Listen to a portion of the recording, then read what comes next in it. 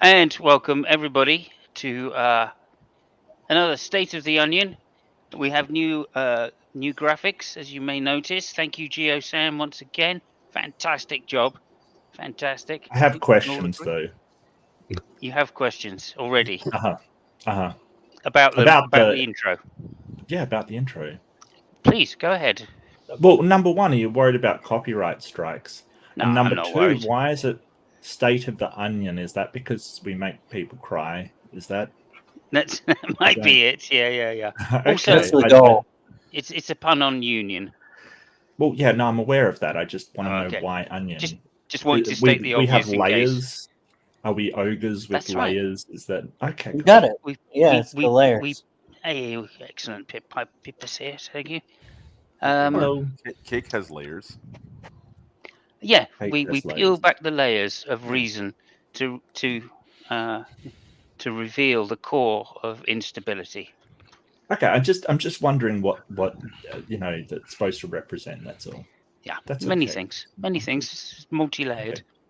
It's It's like all things to all people. a pyramid scheme, multi-layered. I'm going to finish. I'm just sending a quick letter to Universal It's Pictures. an Hold on a MLM. sec. I'll be ready to say. You're running an MLM. Yeah, that's great. Thank you. What a Yeah, what good about luck. a great movie? They've Good luck already with got it, Mitch. Don't monetizing this worry. then. Sorry, go ahead, Xbox. I just said they've already got it. Don't worry, Nick. Okay, let me just say hello to a few people. Hello, Gretchen. Links there if you want to come in. You're always welcome. Oh, Gretchen is an awesome name. Gretchen Love is a Gretchen. squirrel. Okay, cool. She's a fantastic person. And Doubting Thomas, hello, Doubting Thomas. Good to see you. Thank you very much for joining us. And Geo Sam, thank you for the new hot and moist fallacies can be quite sticky. Yes, they can. That's absolutely true. We will reveal that. And also, new person from last week. Thank you for coming back. We really appreciate that. Could somebody younger than me please pronounce that? What? Viper? Oh, what the name and the person Nezuko? saying hi? Nezuko. Nezuko. Thank you. Thank you very much. Nezuko or Nezuko? I'm a boomer. What would I know? Okay, so look, welcome to the show, everybody. This week, of course, as you can gather from the thumbnail, we're going to be doing fallacies. Informal, hello, Miss Moneypenny, and formal, I'm going to shoot you. Those are my two fantastic thing. Oh, excellent! And Hillary's emails here. Welcome to you, Hillary. Thank you very much for joining us. Thank you. And yeah, so I'm going to hand it straight over to Xbox to explain what fallacies really, or what the subject is, because I said does type matter fallacies, but of course my descriptions are just generally to be taken with a pinch of salt and a little bit of oil, and then you chop the onion into a very fine slices and fry from there.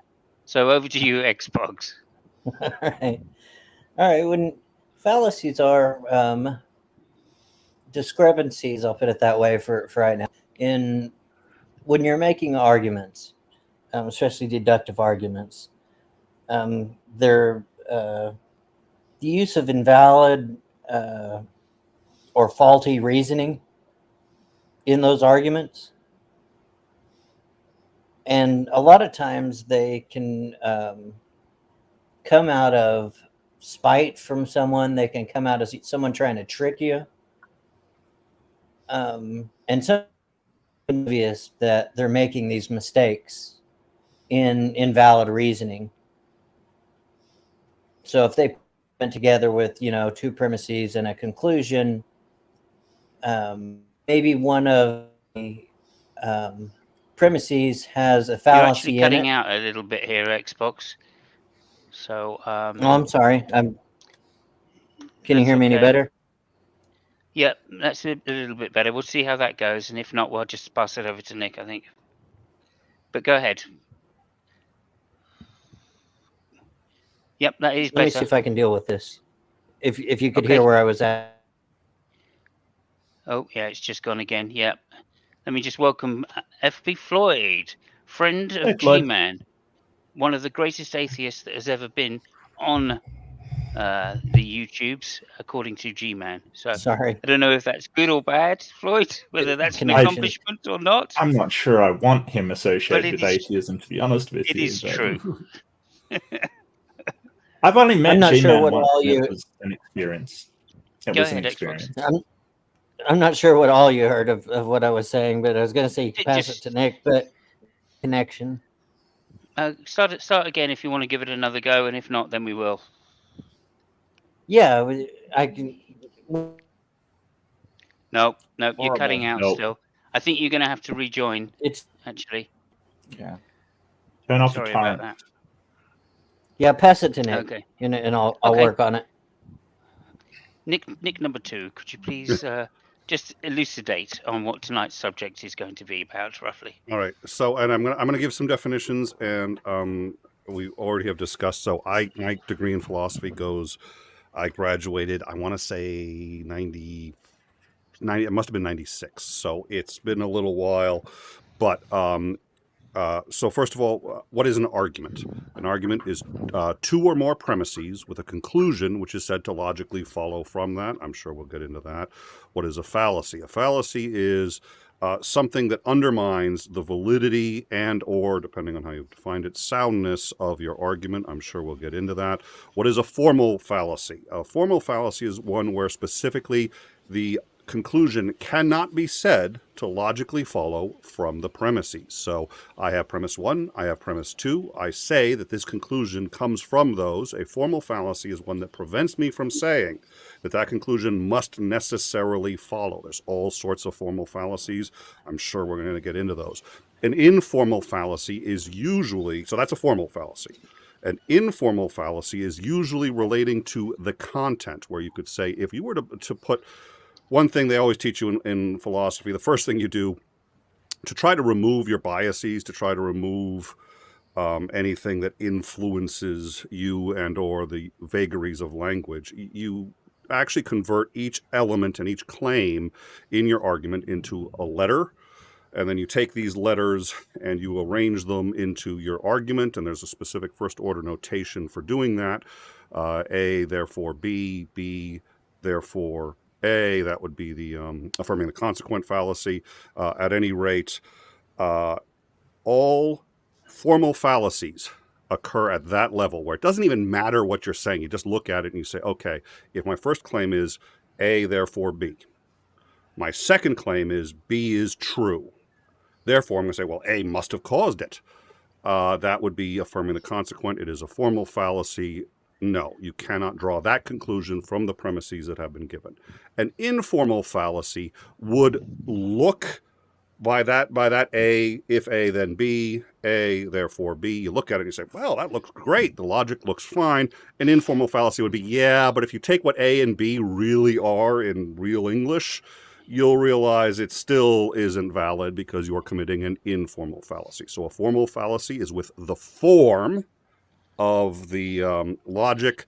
The informal fallacy is with the content of the claims being made, and with each of them, what essentially you're saying is that the conclusion does not necessarily follow because you've made one of those. That is in general how it is perceived. I don't actually agree with all of that, but I'm on board with most of it, but that's in general how it's perceived, and I think that's roughly how we're going forward in this discussion. Brilliant. That's a great start. Xbox, could you just test your mic for me? Let's see how we're going. Yeah. Can you hear me? Yep, that's fine. Yeah, you seem to be much better Okay. now, actually. So, do you want to kick us off Yeah, and sort of pass it out to whomever?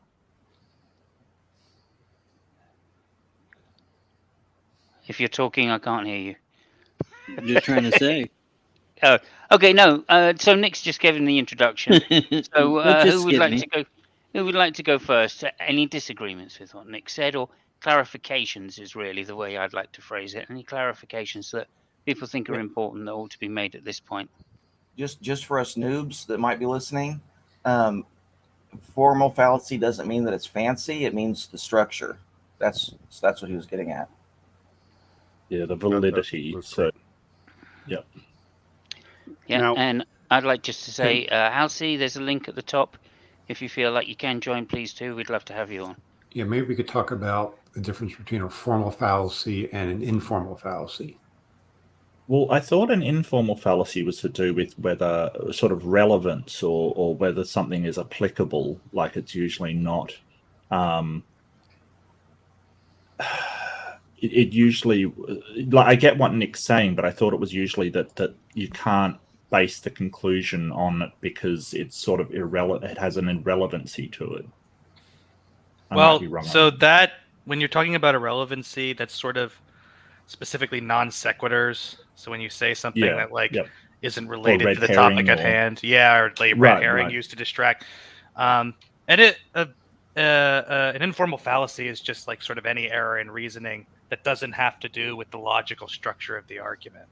And Mhm. logical structure is something that can be sort of, as Nick was talking about, something that can be represented, in these abstract symbols rather than like English language. And this Right. is where I'm actually going to push Like back. an equivocation can be an informal fallacy. And If that's that's an easy one for you. I think that's a great example. And this is what I gave was sort of how they're viewed. But first of all, actually, when people are doing philosophy, it's rare that the word fallacy even comes up. And the reason is once you know sort of what an argument is, what the requirements are, by the time somebody's making an argument, a lot of these fallacies aren't really relevant. And the entire 4 years of college, I can count on one hand the number of times someone said, I call fallacy on you. But I think in discourse online where things are much faster, people aren't necessarily really making formal arguments. I think they come up a lot more often, but I don't think it's so much the bread and butter of philosophy as people like to think they are. I also think most formal fallacies, the way I described it is I think how it's thought of nowadays. I think most informal fallacies actually really are formal fallacies. It's just you have to be a little more careful in doing the law. So if it's equivocation, what I think someone might argue is, okay, equivocation is where you use the same word in two different ways, which allow for the logic to look sound, but really, or I should say look valid, and make the argument look sound, but really because one word is being used in two ways, you've snuck in a fallacy. This is often done with like faith, right? Religious people will use faith to mean two very different things. I got a better one. Universe from nothing, right?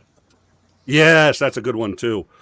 Yeah. But in my view, that's not actually an informal one. And the reason is if you were proper in converting all of your terms into letters at that conversion point, you would have identified that it's the same word, but it's not the same concept. And you're supposed to convert not the language, but the concepts explicitly to avoid that. And because you could be using any number of languages when doing this. So while it's viewed as an informal fallacy, I think 90% of informal fallacies, if you did the formal aspect properly, would have been identified as a equivalent formal fallacy. Yeah, equivocation specifically, any equivocating argument will necessarily be an invalid argument because the same information, right, that you have in the premises isn't what's being converted into the conclusion.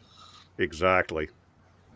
And it would come up as a formal. It would probably come up as a non sequitur because the same word would translate to two different characters or two different letters when you're doing the translation. Someone would say, "Well, no, it's the same word." No, it's two different versions of the same word. It's not the same concept. And that's one of the nice things about once you learn how to really properly make first order notation, you could put entire sentences into the letter A or B or whatever, entire claims. Usually just have to make it down to the base claim per letter. But when you know what you're doing, you write all that out. I can't think of an informal fallacy that doesn't have a formal equivalent. The other one is circular reasoning, which ends up just begging the question as a formal. They're the same thing. It's just whether you catch it or not, whether you properly noted it. That's my view. That's not the current. That's not. But I'm curious to know how, like in philosophy departments at universities, they would treat it. But my understanding is they really do. People who aren't necessarily engaged in anything other than online debates. I'm sorry. Anyone who's engaged in like formal philosophy, I don't know if informal fallacies are really a thing. It seems to me that all have to be really formal, or it doesn't matter. But that's my view.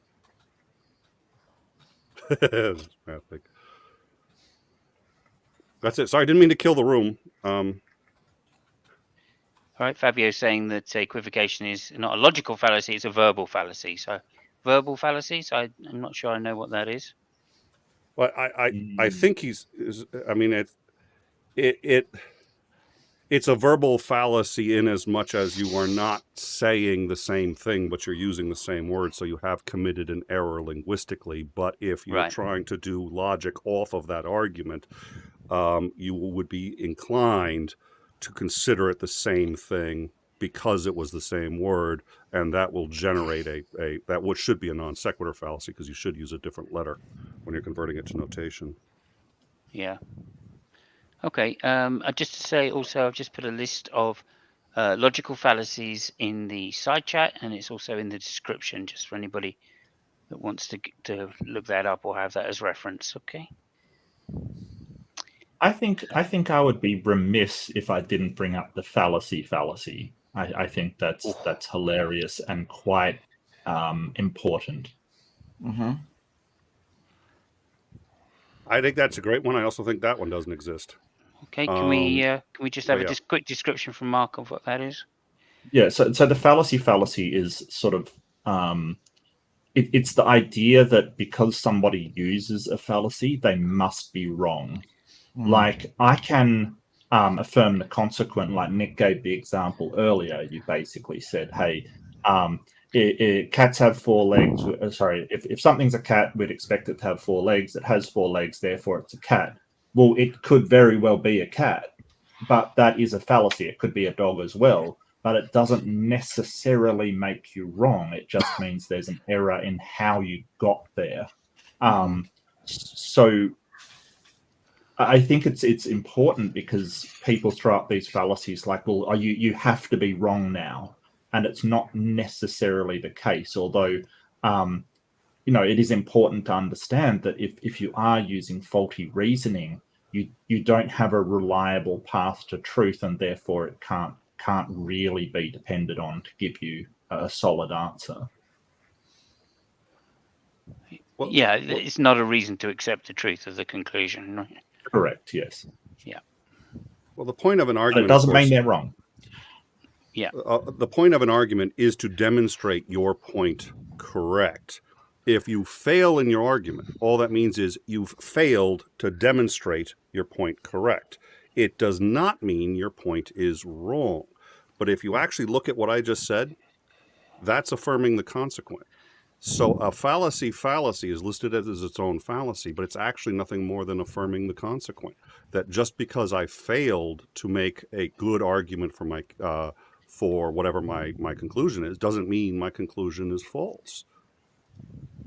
So how would that go? That would go, if you were wrong, then you'd make a faulty argument. You made a faulty argument, therefore you're wrong. Correct.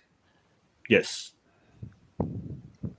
So it turns out that, and I think again, in terms of discussions, it's great because if you just say, oh, you affirm the consequent, that's one that takes a lot more explanation than saying, wait a minute, that's the fallacy, just because, so I could say Boston is in Russia, Russia is in the United States, therefore Boston is in the United States. Well, there's at least one problem with that argument, but my conclusion is in fact still correct. So just because the argument has a fault in it doesn't mean the conclusion's wrong. Right. So affirming the consequent is that's a formal fallacy, is it? Yes. Yeah. Okay. Yeah. But I think that there's a lot of these fallacies with subcategories, and I don't, they're sort of nested in one another, and that's perfectly like the the etymology fallacy, basically saying, hey, where a word came from means so it is what it means now. So a lot of people use it like, for instance, because science came from Latin to know, then all science means is knowledge, and it's like, wait, the word doesn't mean that anymore. It has changed since then. And so, but the etymology fallacy is nested in something called the genetic fallacy, which sort of says the origin of something doesn't determine its truthfulness either. Like, so if you say, hey, how could you, don't listen to them, they're an atheist, that's the genetic fallacy. You're saying where that argument's coming from necessarily makes it wrong. and the naturalistic fallacy. There are tons that are species of other fallacies. Is usually how I put it, and you can call it on any level, just about.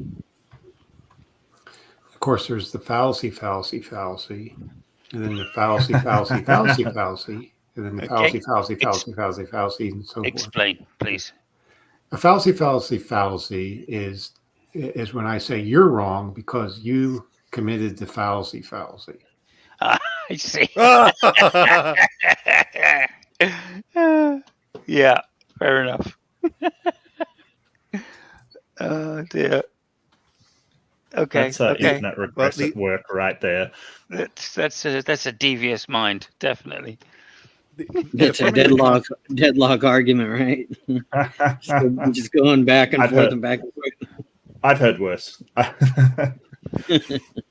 The affirming the consequent one is actually my favorite, and I think it actually probably represents like 80% of all fallacies is actually some derivative of affirming the consequent. The best example that I like of this, because I give two examples, because the first one's not obvious, and then you understand with the second one why the first one should have been obvious. So I'll say, if John is hungry, he's going to eat. That's my first premise. We'll assume that that's true.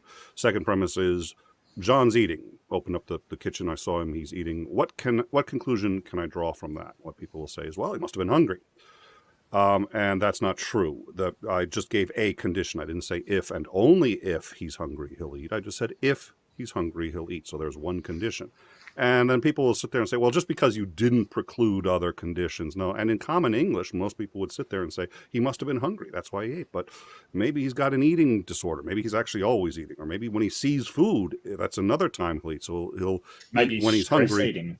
Yeah, or when he's stressed, he'll eat. So I didn't preclude any of those other conditions. And it's not natural for us normally to think of those precluded ones as, since they haven't been precluded, you can't assume that they're precluded. And that's one of the things that makes making a formal argument so different from how we talk. But the other example then that people get, so when people sit there and say, well, that doesn't make a lot of sense. You said if he's hungry, he'll eat. He was eating, so he must have been hungry.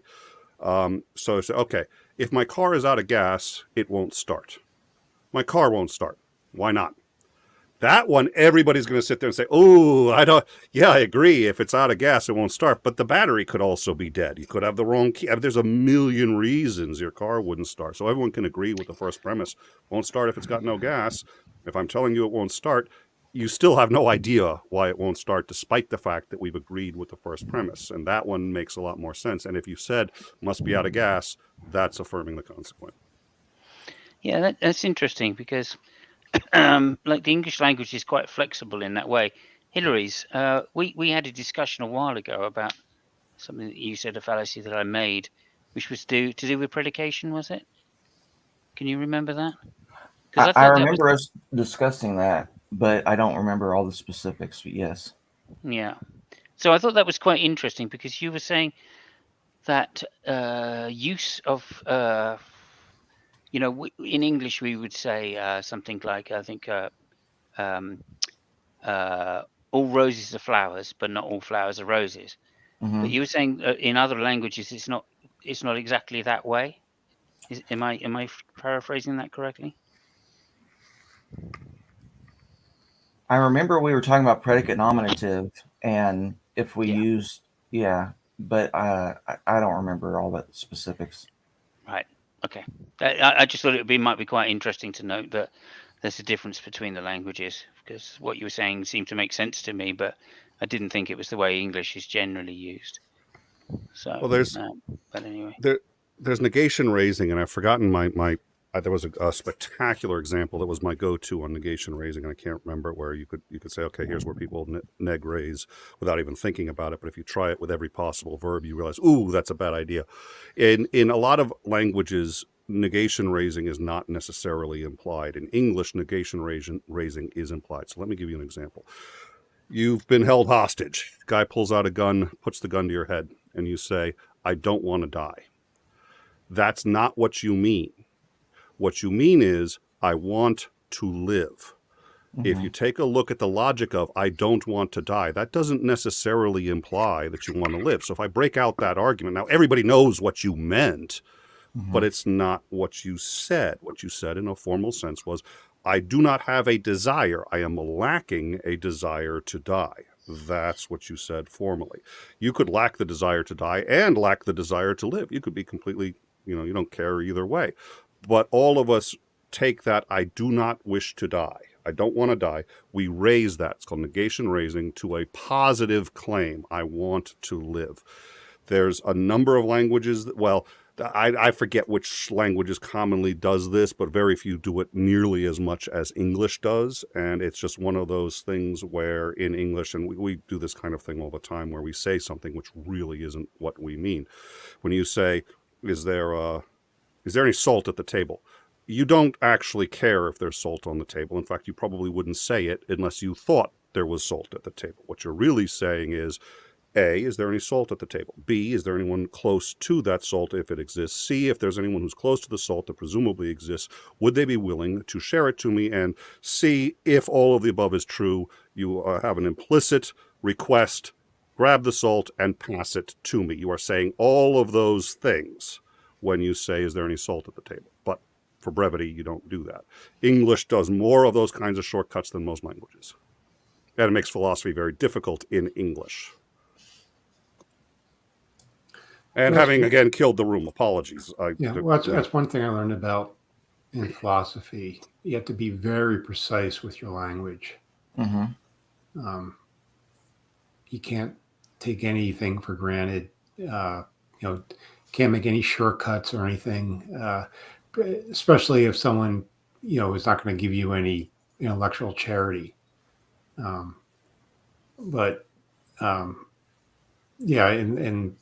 in some of these discussions I have, especially in a debate format, I try to be very precise with my language and not take anything for granted. Don't I try to not use figurative language and things like that. There's a way you can spot it right off the bat, because that's what you just did, right? You did not make the claim that you're precise. You absolutely did not make the claim just now that you're precise. And someone might say, well, if you're so precise, you didn't say you were precise. You said you tried to be precise, which is a precise way of saying that you're how you interact with so just to nest it even more. I mean, it's when people are listening, if they don't catch the word like I try to be precise. Oh, so you're always precise. Is that it? No. I try to be precise, and with the expertise, presumably, you're often more precise than most people, which I would accept is probably true. Yeah, and that's something actually from Ozzy and Floyd that I've learned in particular is to try to be as precise as I can, and listening to the interlocutor and trying to understand how precise they're trying to be or charitable they're trying to be. And if not, try to pull it out of them. Yeah, I mean, sorry to interrupt. I'd like to hear from Mark, if I may, because you're on a limited time, but also because you have a good experience with formal debates, and that is a very relevant thing in a debate, isn't it? The fact that people sometimes mislead their arguments in some way, or speak imprecisely. So how do you deal with that? I mean, how do you find that people that are making just bad arguments, right, may make several fallacies in one go, right? Or right. So I think there's sort of two lines that you deal with, which is sort of intentional and unintentional imprecision. So when Nick was talking earlier about sort of conflation and sort of equivocation kind of thing, when you're swapping one term for another, or you're clouding the waters with terms to sort of smuggle something in, I think sometimes it is intentional, and you have to sort of call that out. Sometimes it's just a matter of clarification, but some of these people, like you say, they'll make so many sort of mistakes, and I was trying to think whether affirming the consequent is the fallacy that I've run into most, or maybe the straw man, like a simple straw man of misrepresenting somebody's argument, or using a misrepresented sort of argument that you're using to try and give a better answer. So, but yeah, Nick's probably right. I sort of, yeah, but that's what I was thinking about. But the way that I deal with it in debate is I just take copious notes. If somebody makes a fallacy, I note it down so you can go back to it. To sort of, pun intended, I'm almost religious about note taking. I just make notes. Like I was commenting the other day, I've got, I started debating like about a year ago, and I've got 3 full 250-page books here of notes that I've done. So that's insane. And I just realized the other day, and you know what? It was to Donnie. I was saying to Donnie, like, I've got 3 books. You know what the first thing he said to me was? You could sell them for lots of money if you ever get famous. It's like, oh yeah, that's exactly where you go. Like he goes right to the money, right to the money. No, it's expected. But that's how I do it. Looking at some of the quality of the debates that he has on that channel. Yeah, and I kind of take exception with the idea that I do formal debate. I don't know if I'd call YouTube debating formal debating. No, I don't mean to say formal in the sense of academically formal. I meant to say in terms of scheduled and moderated. Scheduled madness. Moderated is what I really mean. And welcome to the Mr. Mouty in the chat, of course. Thank you so much. Hey, Mouty. But look, I'm glad you brought up straw man, because I think straw man is one of the really important ones, because sometimes that can be deliberate, sometimes it can be accidental, and you can't really tell without examining what's being actually said, right? Or at least going through corrections. And then I've personally found, and I'd like Floyd to address this if you could, I've personally found that particular types of, shall we say, debaters, pre-subbers, will continually misunderstand your argument, almost deliberately, it might be said, if I wasn't being charitable. So how do we deal with that? But Simos, those people are master debaters. That's true. Very true. Floyd. You just got to calm on it. You just got to calm on it. How many times have we heard from apologists that, if atheism is true, then we're just mere matter in motion. Right. We're just bags of DNA. Chemicals fizzing in the brain. Yeah. This kind of. Yeah. Yeah. Well, can we just reverse it? You believe something came from nothing, or can't we just reverse it and say, well, if Christianity's true, then we're all just clay dolls that have taken a magical incantation? Well, I don't think using the same fallacy is advancing. There's a fallacy that I love that's the tu quo que fallacy. It's basically what aboutism or 2 wrongs don't make a right kind of thing, right? So, and basically it's Latin for and you also.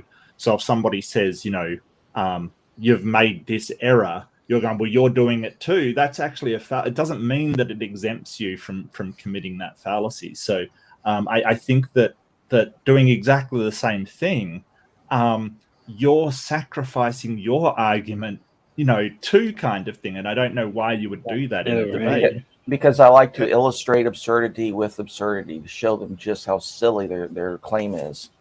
I think, and people, please don't call it the Me Too fallacy. Oh, yeah. I think that's a great. I love the tactic of highlighting the absurdity by reversing the claim on them. But I think Mark is right that for this particular thing, you've got, first of all, that it's a tu quo que. The second problem that you've got, and it's actually, I would argue it's not a tu quo que, because you're not actually positing it for the truth of the matter. You're positing it to highlight the absurdity. So I think it's actually not a tu quo que. But I think that the problem is you are now. And if this is a hostile engagement, so let's assume that everybody is reasonably versed in philosophical discourse and trying for the most part to avoid fallacies, except when they're being dishonest, but it is a hostile engagement, so they're not necessarily going to be inclined towards charity, and they are cutting corners if they think it'll give them an angle. As soon as you grant them that, just to show the absurdity, what they will do is, if I were them, and if they're smart, they will steer into what you just granted them, because you actually have inadvertently probably granted them a piece of their argument when you do that, and that's the last thing you want to do. So I think what you have to do is sort of what Floyd suggested earlier, which is calmly dismantle how and why what they said was not a legitimate argument. Okay, Hey, so sorry, Xbox, that goes to the first part of what I was asking. But of course, if you're dealing with an antagonistic opponent, right, they're going to probably try and strawman you in another way, right? They might stop doing that particular strawman that you first called them out on, but that doesn't mean they're going to stop doing it. So how do you deal with intentional strawmanning? I heard it today on Tom Jump's channel, where this one guy, I can't remember his name now, Tony something or another, and he just, the whole hour was literally him just misunderstanding everything Tom Jump said. Just If I can walk, absolutely everything was misunderstood almost deliberately, and I think this was the presuppositional tactic he was using because he wasn't smart enough to engage with the argument. We've probably all run into someone like that. if I could just walk it back, I forgot that there was an example I want to give on Headless Chicken's example. If I were the theist and you had said, well, then by the theist view, we're all just puppets, I'd say, yes, we are puppets to a benevolent Lord. Finally, you get it. And you've literally just by trying to do the same thing, so that's why I would avoid it. But anyway, sorry. That's an interesting tactic. That, Nick. We could do that with the brain fizz argument, right? Yes, that's it. We are Simos, naturalistic brain fizz. Yeah. There's only so far you can go with someone that's either almost or on purpose misunderstanding you and strawmanning you over and over. Before, you just kind of got to drop the game. That's why it's important to identify your audience. Are you talking to the other person? Are you talking to the people that are listening? And decide, how are you going to go about attacking it? Right. And I had a question. Oh, go ahead, Mark. Sorry, Xbox, go ahead. No, you have limited time. You go ahead. Look, I just want to bring up also that we're throwing these fallacy labels out, but I think it's important when you're in a debate to explain what they mean rather than just saying the fallacy name, because most people in the audience won't have a clue what you're talking about when you say a strong fallacy. But they might understand when you say, you're misrepresenting what I'm saying. What I'm saying is this, and you're misrepresenting it as this other thing. I just wanted to throw that out there because, No, that's perfect. That's exactly that should be done. That's exactly what I was fishing for. How do we deal with someone deliberately, straw manning, for instance? And that is to say, rather than saying it's a straw man, which is what Tom John was doing as it happens, you say, no, that's not what I said. What I said was X, and you mistook it to be X, Y, and those two things are very different. One of the techniques that I use, and it can have its limitations, but I like it and I think it's very effective, is to pivot and grant them maximal charity going forward, almost to an absurd rate. So if they are deliberately strawmanning you, own it and say, you know what, I was unclear, so let me explain it. And dumb it down. And when they keep misunderstanding and you keep actually getting nicer and more generous with your explaining it to them, they it starts highlighting that they're being a dick and that they are either an idiot or deliberately strawmanning, because you are now just being so generous and taking it upon yourself for all the misunderstandings. Like, you're right, that was unclear, so let me, and then the audience starts to figure it out very quickly, and they're actually exposing themselves by, instead of resisting, actually pivoting into it. Yeah, that's actually a good way of handling it. Yeah. Or they just totally stupid because they can't understand the most basic thing in the world. Well, I have 2 points to make real quick, Simon. One had to do with an audience comment about the ad hom fallacy. Some people get that mixed up with just like calling you a jerk in the middle of an argument, and they'll say, "Oh, that's an ad hom." Well, just calling someone a name in the middle of an argument is no fallacy. Now, saying you're wrong because you're a jerk, and that definitely is an ad hom fallacy. It doesn't follow that just because you're a jerk, your argument's wrong. You could be the biggest asshole in the world, and your argumentation could still be right. But I will say that so if somebody's being ad hom, not necessarily the fallacy, and again, if the audience or the other person doesn't know, or they're being disingenuous and getting into trouble with this, but I'll say, okay, we don't need to be ad hom about this. It's not the ad hom fallacy. It doesn't pertain to my argument. Agreed. Ad hom does not mean a fallacy. Ad hom means to the man. You're arguing these things and you're attacking me personally. Your argument may still be completely valid, but it doesn't actually help the discussion. So let's stop with the ad homs and get back to the argument. So someone can be making ad hom attacks, and an ad hom attack is not necessarily an ad hom fallacy. They're two different but very related things. Perfect. Yeah. Well, I think also that when somebody does insult and say, "Oh, you're a jerk," I think there is a implicit suggestion or a unspoken thing that you shouldn't believe their argument. I think it's at least maybe kind of not poisoning implicit, the well. Yeah, kind of. Like I think that sort of it. Yeah, I guess I'm just thinking like it kind of, some people do use it to weaken an argument. Kind of in a veiled, in a veiled sense, yeah. But that's like if someone calls you stupid in an argument, there is an sort of implicit, well, you're wrong kind of thing. That's just what I think. I wouldn't maybe say it holds up to a fallacy, but I think that there is that. It's saying that the audience shouldn't trust you because you're incoherent, don't make sense. Right. Well, what's leading them to the conclusion that you're stupid? Presumably, some of the argument that you're trying to refute, or the argument that you've made. So it's so close to an ad hom fallacy, right? That you got to be super careful. And when they turn around and say no, it's not an ad hom fallacy, right? I would just turn around and do a tu quoque fallacy. Well, or you could steer into that too. You could steer into that too. You could sit there and say, "Yeah, I am. I know. I'm.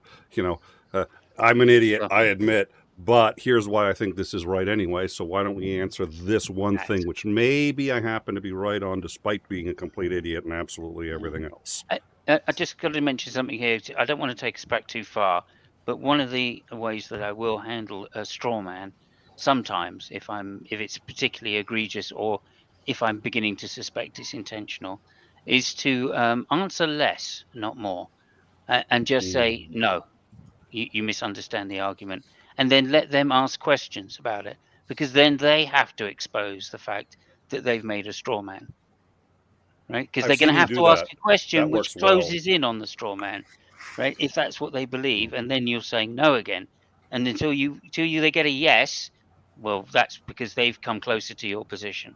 In which case, it shows that they are deliberately, or at least to the audience, that they're deliberately straw manning rather than unintentionally.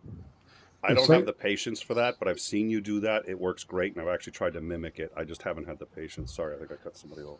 Yeah, saying you're wrong because you're an idiot is an ad hominem attack, but just saying you're an idiot, that's just an insult. Well, it also does speak to a larger argument being made. So there's a larger argument being made that you shouldn't listen to this person, but that argument is not explicit, so it is implicitly an ad hom fallacy, but it's implicitly an ad hom fallacy to an argument that is only implicitly being made, which is you should not listen to this person, and to their arguments you should listen to me. But since it's not the topic of the debate, it's an implicit argument, so it's unless you really want to go inception on their ass, it's pretty hard to defend the position, even though it's true. Good evening, Chris. Welcome. Two things I'd like to say quickly. First, we've just reached that breakover point if there's more people on the panel than the audience. And secondly, that's due to Christopher. Welcome, Christopher. Good evening. Good evening. You're a little quiet. If I may be an audio bug for you again. How about that? Yeah, that's more sexy. Yeah, there you go. Okay. That's more oniony.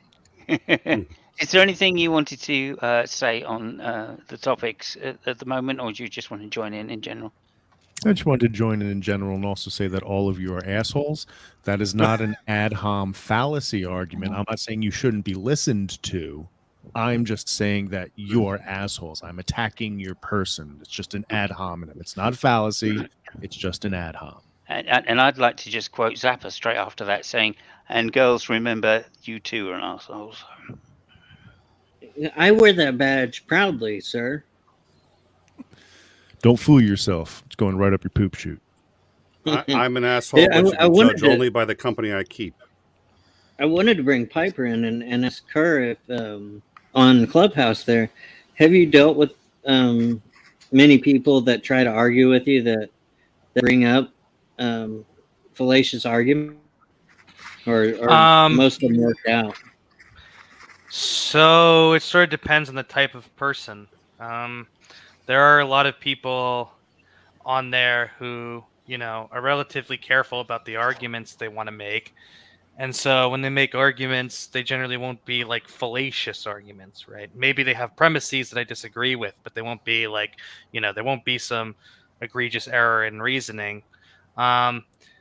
And other times, you get people who aren't so careful about the arguments that they want to make, and they just want to get to the conclusions that they like, so they employ whatever nonsense reasoning they want. And a lot of times it doesn't even help to point out the fallacy. Someone begs the question or does some tu quoque or something, and you point out, well, that's this error in reasoning, and they don't really care. They just say, but that gets me to the conclusion that I like. So what's the problem with it? Right. It sort of depends on the person. Okay, and No, that's Hillary, true. Yeah. Hillary, what tactics do you find that you use against people that are continually misunderstanding your arguments or misquoting your arguments, ad homing, straw manning, equivocating, whatever? It depends on the way that they're doing it. With Eric the other day, I pointed out that he had straw manned me like 3 times in a row. And I said, are you really not understanding what I'm saying? Do I need to say it more clearly? Or is it that you can't really attack my position, and so you're just setting up these straw men? Okay, thank you. I just wanted to get you to say that. Also, then I'm curious about going back to Clubhouse, because as we in some of the community realise that the Power Talkers ended up in Clubhouse, and they were known for bringing a brand of philosophy to the discourse in the Great Debate community. So What are is that what you're Power Talkers? referring to when you say a lot of them are well versed in philosophical arguments? And if so, how abrupt do you think they get? Do you think that's a good tactic that they use against opponents? Well, so those people tend not to employ like obvious fallacies because they read philosophy. But also, like, there's a whole subset of people who aren't part of that group who are also relatively careful about the reasoning that they employ. Even if they don't read philosophy, they know that they sort of have to think things out to really like make a case, right, that should persuade them or persuade other people, right? So broadly, I think it's not really sort of so important like how familiar you are with philosophical concepts. It's more important the kind of thinker that you are and the kind of thinking that you're practicing on a day-to-day basis when you get into arguments with people, or even when you justify things to yourself. And there actually is, Simos, a higher level of thinkers that are on that you wouldn't imagine on Clubhouse that are over there. What the Pal Talkers brought to G+, these guys bring to Clubhouse. Yeah. Yep. Okay. So I take it you mean people like Friction or Detroyer, I think his name is, isn't it? Yeah, Detroyer's one of them. Yeah. Yeah, I'm hugely impressed by that guy, and of course some of Yeah, I the always give him an invite. good. I hope he'll turn up at some point because I love his content as well. He's got a great channel called Friction. Go and sub to it. Also, I'd like to ask then, what I'm trying to get to. Oh yeah, the other thing I was going to say is there is somewhere a 101 logic. So you were bringing up critical reasoning, is it? What do they call it? Mark, help me out. What? Critical Type of thinking. Yeah, critical thinking. That's the word. That's the phrase I'm looking for. So you can practice that, of course, can't you? And that's to do with basic logic. Is that what you mean, Piper? Yeah. I mean, basically, so there's like, you can get like academic books on critical thinking, and that's basically another name for that is like informal logic. So like, there's like inductive logic, which is like probability calculus, and then there's formal like mathematical logic, which is the stuff that relates to validity and formal fallacies and stuff, and stuff with this abstract symbolism and so forth. And then there's what's called informal logic, which is basically just everyday reasoning. And you can get books that tell you how to do that, better, written by, philosophers or academics or whatever. But even people who haven't read those books, let's say, there are some people that are that just know that they have to be sort of careful when they're making a case, right? When they're doing reasoning, right? There are some people that have sort of, I guess, maybe internalized the Enlightenment values of their culture and sort of try to be rational or whatever, even without reading a whole bunch, right? And then there are some people who don't do that at all, but guilty as charged. Okay, good. Is there anything to say? Like, I'd like to just bring up the subject of truth tables. So can we just, could somebody elucidate on truth tables? I did truth tables in electronics. That's the only truth tables I can help you with. I haven't done truth tables since intro to philosophy. So it's been a while on truth tables, but just the various possible combinations of truths for multiple premises in a single argument? Is that what you're referring to? Or yeah. Okay, I actually have a playlist on my channel if you want to go and find it. It's for Alex Malpass doing Logic 101, which eventually in there somewhere are a thing of truth tables. I think it's on Helena Handbasket's channel. Interestingly enough, electronics and formal logic, or modal logic, like they've got a lot of similarities. Like there's some things that exist in logic, like De Morgan's theorem, that are applied in electronics. Essentially, they're just logic gates.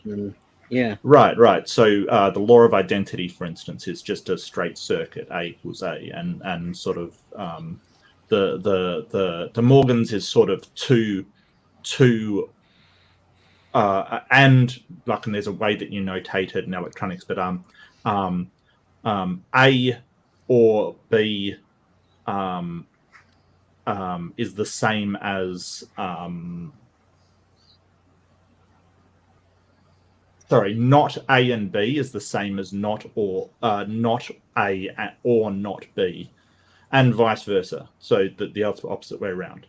And this works in electronics and it works in logic. So it kind of brings up, I don't know, it kind of made me think at some points, like, is there something sort of more than just language based about logic because we implement it in these systems? Now, it just may be that we implement the same kind of language in electronic circuits, but it's certainly interesting that everything works in something physical with no minds associated with it. Well, and I've never seen a programmer have difficulty keeping up with formal logic. So if you write out in first order notation, as long as the programmer knows what the symbols mean, like, okay, this is a therefore symbol, this is an if then symbol, this is a boom, they follow it and they will get it correct every time, and they won't affirm the consequence. Affirming the consequence, another one where, like, computers are not charitable to people who affirm the consequent when making whenever they're making any sort of function or procedure or anything like a method. If they've done a mistake like that, you will find out very quickly that you've made that logical. So it's like they intuit. Good programmers will intuit all of this, and there's no difference in terms of their ability to understand logic. Yeah, that's how you throw an exception. That's how Yes. you get an exception. Well, at runtime, yeah, you won't get it. If you've affirmed the consequent, you won't get one before runtime, but you'll get one at runtime when somebody does Correct. something that you don't, Yeah. and then it'll throw it. Yep. Yeah, I mean, so computers are like they basically run on logic. So, like programming is basically like applying logic to like the development of like computers. So now computers work. Actually, they're like Leibniz and other people like that long before computers were developed. Imagined sort of machines that ran on logic machines, and the computer ended up, essentially being that. So, yeah. Well, that's because machines do exactly and only what they are told, which is, again, if you know logic, you understand why you have to frame it that way. Machines don't do exactly what they're told; they do exactly and only what they're told. Yeah. Yeah, try running a circular argument program. Yeah, Your computer will infinitely do a loop Infinite and a loop, loop yeah. and a loop. That's why I love until you recursion, though. restart it. Recursion is the ultimate threading of the needle with logic. It's like you have to get it just right, and if you do, you can get some powerful programs with recursion. And if you don't, you just blow the machine. Well, sometimes you want an infinite loop. That's the thing. Like sometimes that's exactly what you're after. If you've got a program that needs to be listening, always listening and resident, then that's exactly what you're after. You're after an infinite loop. So, well, sort of, saying yeah, but no. Yeah, but saying infinite loops are always bad. There's some very specific cases where they're kind of not. If you can lock just them in a wanna throw that out box. there. Well, it's Yeah, still the I got purpose you, though yeah. is the ability to exit that loop, and actually in proper modern programming, it wouldn't even be a loop because it would actually just wait for a tally to trigger. But I get what I get what you're saying, and I think in principle at the extremes I would agree with you. But I think it's hard to find an example of it, but I think there are probably examples. I think The use case is very small, but it does exist. Yeah, it is bingo. Very small, Thank you. Yeah, I agree. Yeah, you want it to keep looping until something happens and sets a switch off to move it on. In that case, it's still not an infinite loop because it does have an exit condition, which is expected to be triggered, presumably at some point. But I think Mark in principle is correct. I have a very hard time saying that there is any rule to which there is no exception, including but not limited to infinite loops are bad.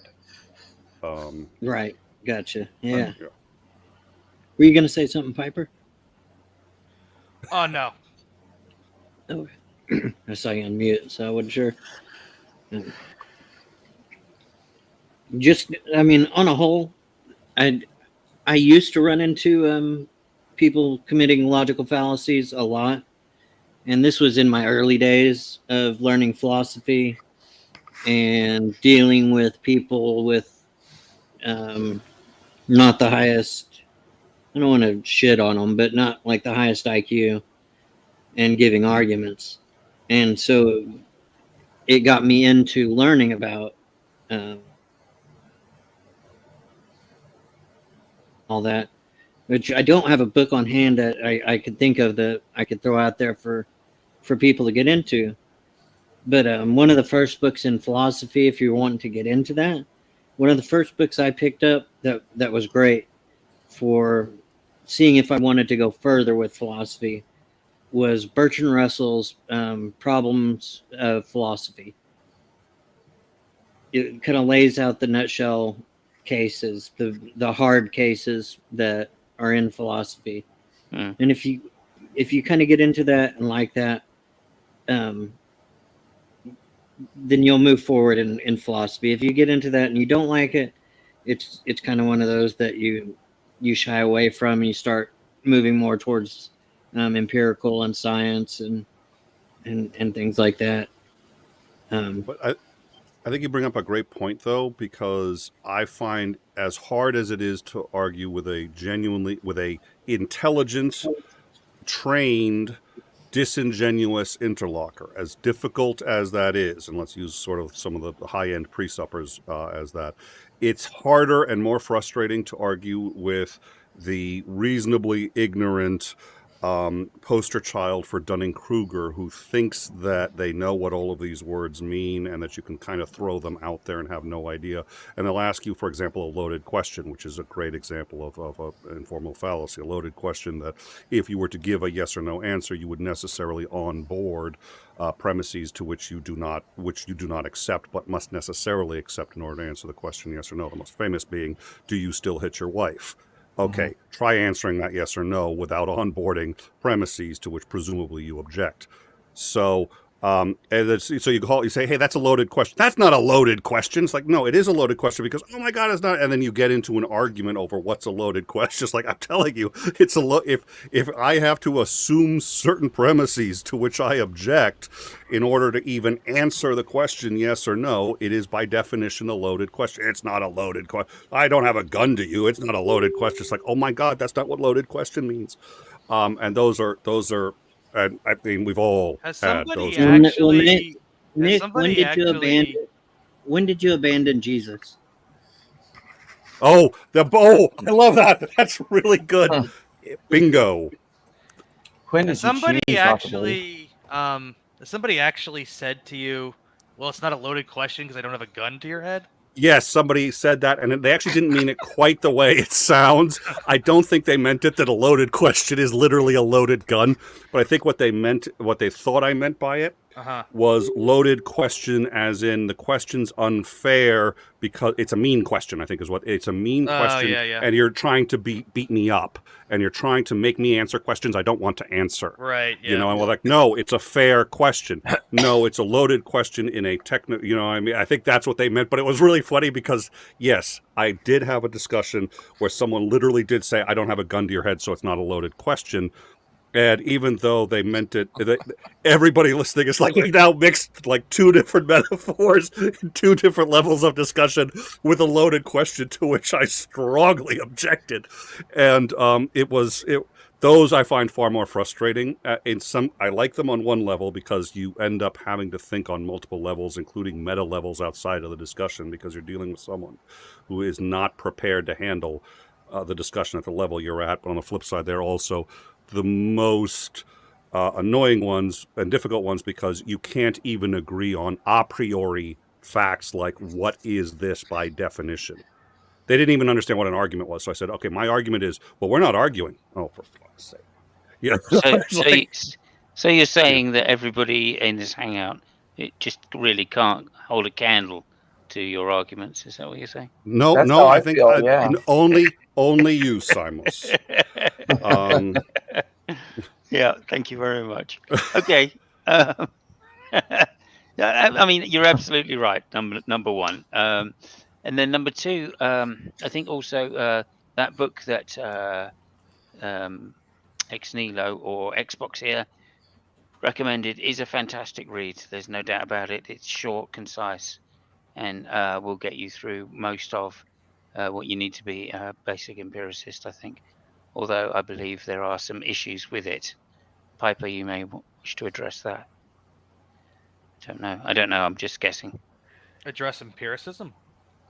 Yeah, I mean, do you want to talk about, because like this is we quite often get accused of fallacies. I do when I say things like I'm a naturalist and an empiricist, right? So I think. I mean, what are the fallacies that get thrown at you, me, whoever, and how do you address them?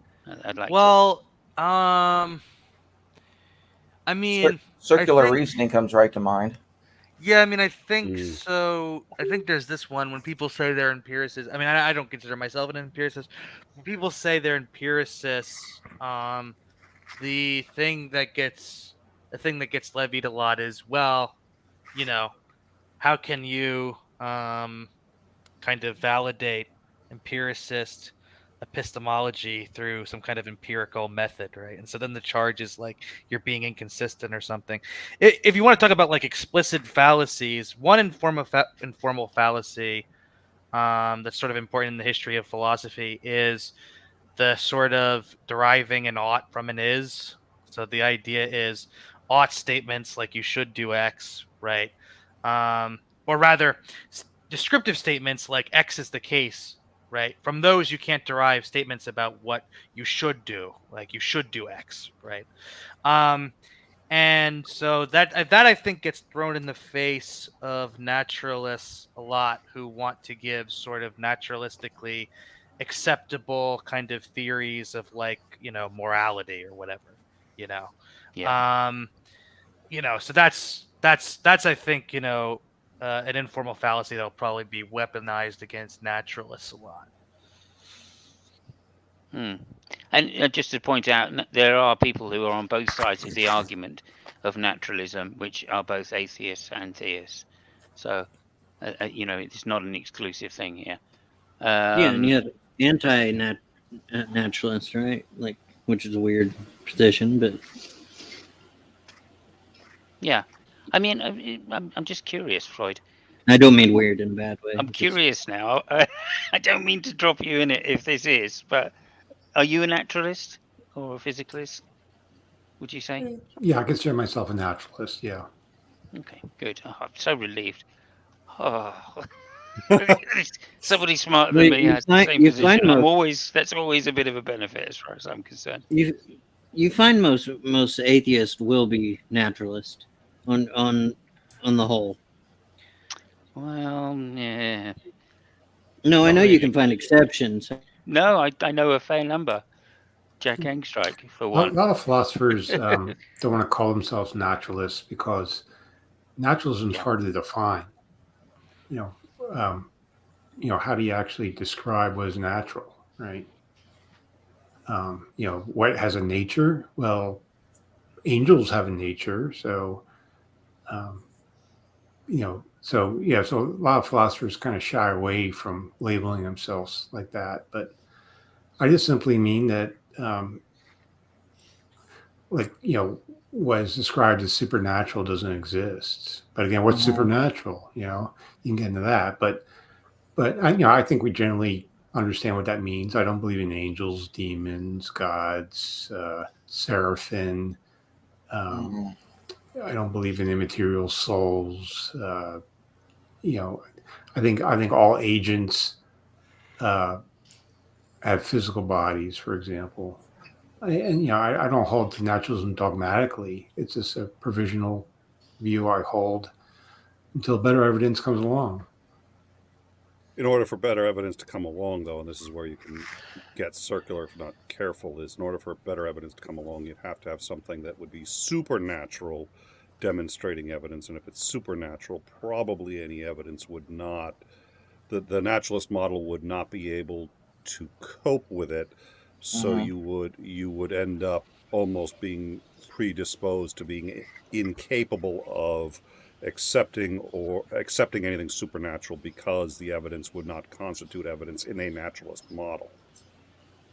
Well, I'm a naturalist too, so don't get me wrong. I think that's sort of the reason that, like, when people talk about, like, evidence in those discussions, I think it's a little bit erroneous, because when you're talking about whether you should accept naturalism or some view that commits you to the existence of more than just natural entities, you're having like a metaphysical debate. And I don't think there's I don't think metaphysical debates are like resolved in the lab or something, right? I think what you do there is, like, you compare your sort of explanations of the world, right, and how they fit with, your kind of experience of the world, right?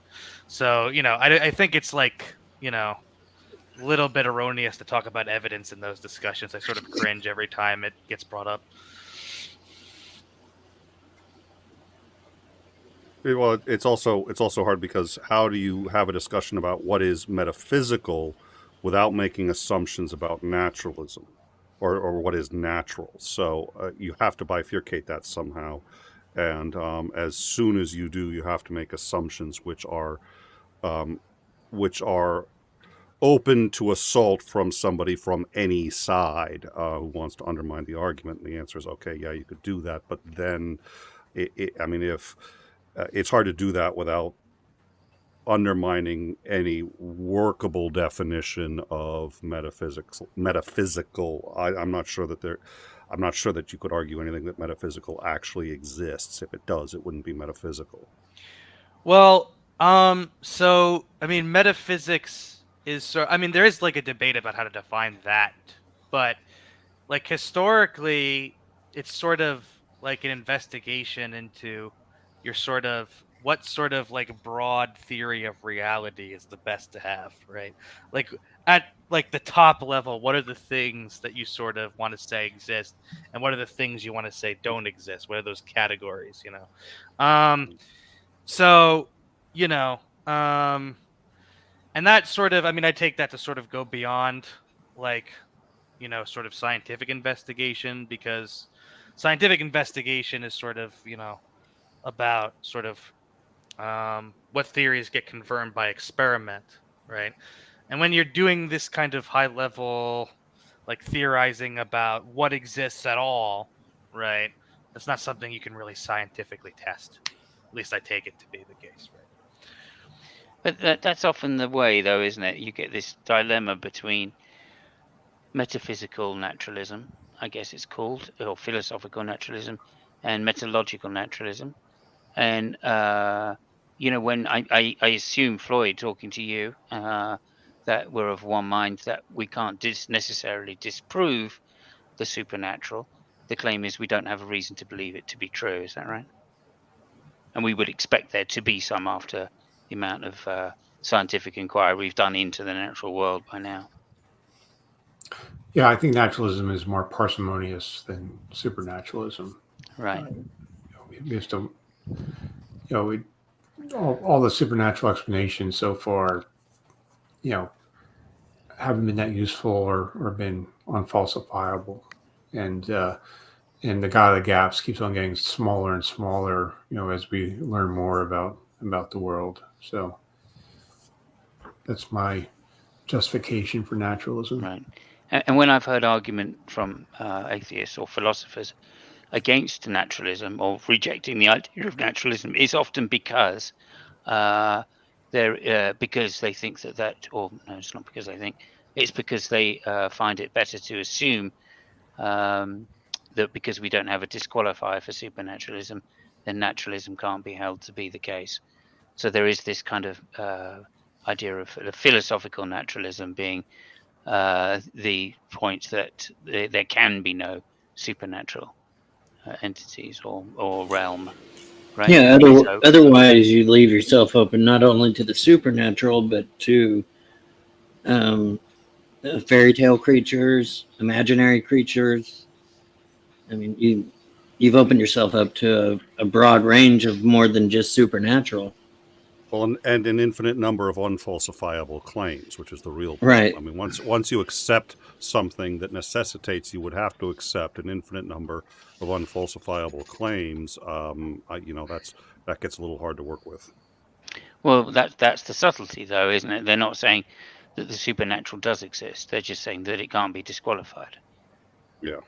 Right. So that, again, that's, I think, why a lot of them, and I had a huge, I'd say long discussion argument with Ozzy over naturalism once, where he was purporting that to be a dualist. Right. So, and I guess that may be philosophically more rigorous.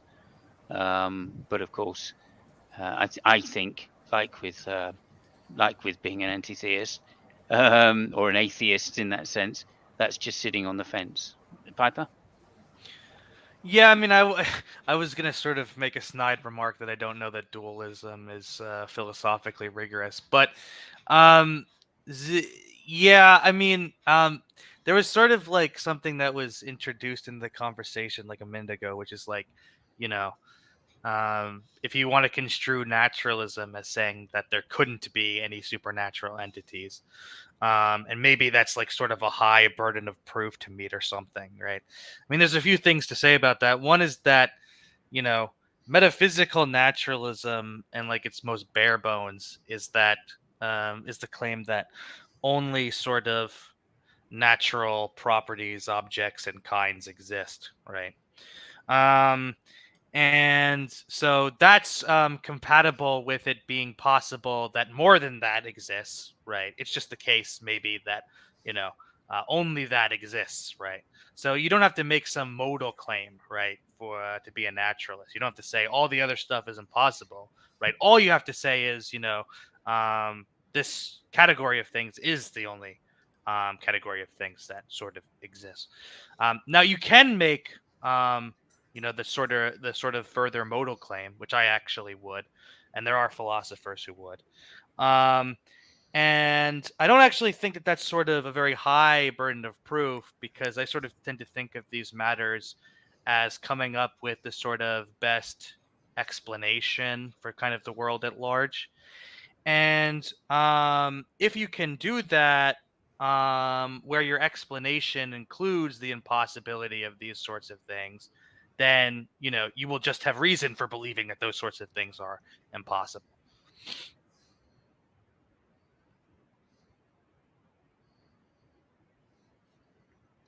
I'm not saying anything because I agree. So I'm just like, I'm not gonna. Okay. I'm not gonna, you know what? You're wrong. And when I figure out why, I'm gonna tell you. Okay.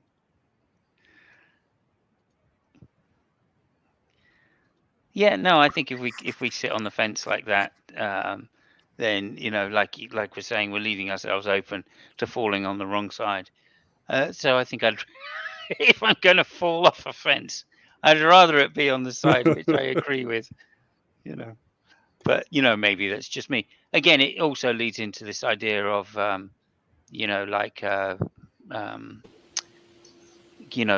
atheism, as in the claim that I believe no gods exist, right? So although I can't say that is necessarily the case, I think we have good justification to say that it is the belief is justified. But that's of course not claiming that all gods don't exist. There could be some silly definition of God which is unfalsifiable, right? In which case, you can't say it's false. So I think the very term has some issues with it, which is, go ahead. Go ahead, Xbox. I was agreeing with you. I was saying whenever you come across gods defined like that, you're not really talking about those kinds of gods when you're saying, I believe no gods exist. Yeah. Yeah, I think... Oh, sorry, Simos, go ahead. No, go ahead, Piper, please. I was just going to say, I think sort of helpful when you're doing... we already sort of did the stream on this, but I will say that it's sort of helpful to... if you're going to try to make the case that no gods exist, it would be sort of helpful to go through and find out what you think a god is, right? Because in principle, right, someone could use the word God to refer to their left shoe. Right. And so, it'll behoove you to sort of come up with what you think the applicable sort of concept of God is, such that you can, rule them all out or whatever. Yeah, that or your interlocutor, if you're having a discussion with someone. Sorry, you're cutting out again, Xbox. Can you repeat that? Yeah, I said, or with your interlocutor, what they're defining as a god.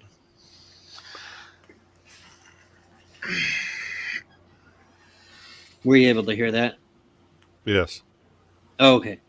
Which is a common. It's not the topic, but it is another common strategy I use in debates. I honestly don't care what the definition of words is. What I care is that whatever it is, we've agreed upon it, and it doesn't change. So I'll use any definition of faith that somebody wants to use, so long as they don't. So I always, and if it's a religious discussion, I always let the other side. I was like, you tell me what faith is.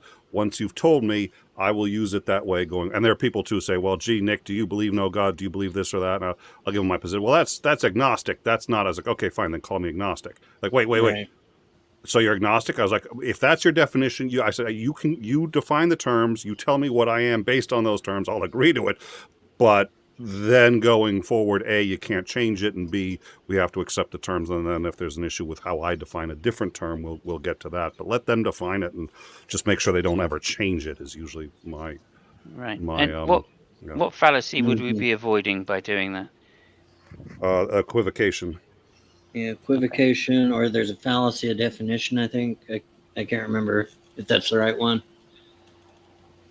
So, but equivocation again, equivocation is considered an informal fallacy, but I actually think again it's really a formal one, because if you're applying the formal logic properly, you'd have caught the equivocation when you were outlining the format of the argument, because you're supposed to use the ideas, not the language. So you'd catch the equivocation because it's two separate ideas using one word. Yeah. So X equals blah blah blah. And so you'd use, so if in that case, if it's faith, right? If the first time they're using the word faith as trust with evidence, and then the second time they're using it in the doubting Thomas blind faith way, then what happens is when you diagram that argument, instead of using the letter F for faith both times, you'd use F for faith one time, and then you'd use something else for the other one. I'd call it, DT, doubting Thomas, the doubting Thomas blind faith. And it's like, well, wait a minute, it's the same word. Yeah, but you're using it in two different ways. But if you just translate words to letters, which is how people who haven't done that kind of formal logic, mapping it out before, will be inclined to do it. It's like, no, that's not how you're supposed to do it. You're supposed to break it down to its elementary concepts, not the words. Hey, when I cut out Simos and I was saying the majority of atheists are going to be, what did I say? Not materialist, but Naturalist. Naturalist. Yeah. Sorry, my mind went blank. And I really meant to say most non-believers that you're going to come across are going to say that they're a naturalist. And what I didn't get to hear your reply to that. I'm not sure about that, because I think within non-believers, you're including agnostics as well, and I think, or even like you could include agnostics in that group as well, and both of those could have some kind of supernatural belief. I mean, I think it's possible to be an atheist and have supernatural belief as well. Yeah. So, whether it's the majority, the only thing I would say is that for me personally, in my experience, the definition of atheism as disbelief is the most common use I find amongst atheists that I've met in my life. And in fact, the strong belief of atheism is the least common usage. So yeah, that's the only thing I'd say on that. And whether you're a naturalist or not, I've met theists which are naturalists or claim to be. Not exactly sure how, but nonetheless. Right. No, I mean, there are someone in the chat. Richard, I think, is a kind of would claim to be a naturalist. Maybe I'm not certain, Richard. If I'm straw manning you, please let me know.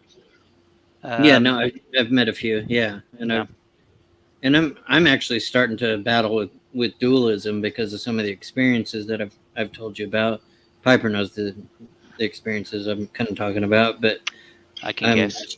Starting to look into dualism from the separation of body and a spirit or an essence or kind of thing, which it goes away from naturalism. Yeah, I did read Belgrami's book where he claimed to have given a definitive argument, or not he necessarily, but people that are dualists have claimed that it gives us a definitive argument for dualism. But I found there to be a begging the question fallacy. So in the middle of it, right bang smack in the middle of the book. So I wasn't particularly impressed. But others in that group, and the Power Talkers is the group I'm referring to, thought that it was an amazing book. But I'll have to get that from you later, and I've got another one from a guy named Albedo on Clubhouse. I found it to be wanting anyway myself. Yeah, I'm not sure that there's anything there, but I can't deny the experiences. So I've got to look into it. I mean, I remember Danny claiming that he had a deductive argument which led to the necessary conclusion that dualism was true. And I kind of questioned this because I've had that conversation with him several times. and several times I've found him wanting. That Right. there's, it's at least inconclusive was my kind of thing. Agnosticism was probably the best view to take on that. But I went back. He claimed that Jack and Friction were. I think maybe he didn't say Detroyer was, but Detroyer he said Detroyer is not a dualist at all. Detroyer is a identity theory physicalist. Okay, fantastic. He claimed that Jack was anyway. So Jack I is went a in. dualist, yeah. I went in and spoke to Jack and said, "Oh, Danny's saying that there is a deductive argument which proves the truth of dualism." And Detroyer quickly jumped in and went, "No, I know of no such argument." And Jack agreed. So I was like, "Oh, thank fuck for that," because Danny's been spouting it all over the place that there is one. So just to say, right? I mean, these things are still open questions, I guess, to a degree. But Danny is smart as fuck, but a bit of a troll. Oh yeah. Oh yeah. There we go. I think we can all agree with that. But anyway, there you go.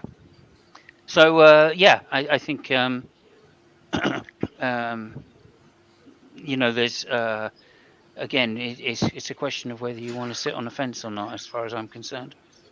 And yeah, I think if we're going to, I give primacy to induction, so therefore I don't need to sit on fences. That's the way I look at it. Right. Yeah, I won't get into. There's an induction fallacy as well, just so you mention it. But what Hume's one, you mean? Yeah. Oh, here we go. Yeah, it's worth mentioning. It's worth mentioning because I think this is the crucial point about logic, as far as I'm concerned. As a naturalist, I think we don't learn through deduction. We learn through induction, and in fact, I think the fallacy in deduction is one of an infinite regress of justification, and the only way to break that infinite regress is through having an inductive argument. So I don't think there can be necessary conclusions other than analytic in deduction. But anyway, that's my personal view.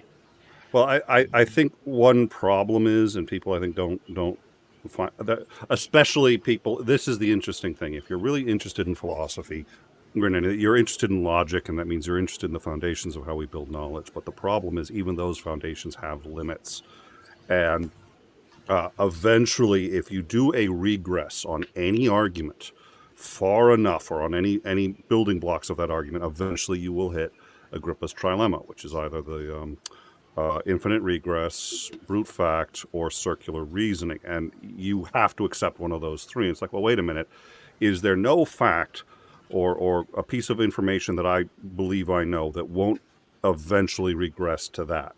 And the answer appears to be yes. And so if that's the case, how do you answer that? And then it becomes sort of probability and so on. And so you end up with that problem with induction, which is induction's either going to be circular or an infinite regress, and the only way to stop it is with brute fact, which is the same friggin' problem ultimately. But so you just sort of say, okay, well, since it cannot be the case that I can function while questioning absolutely everything.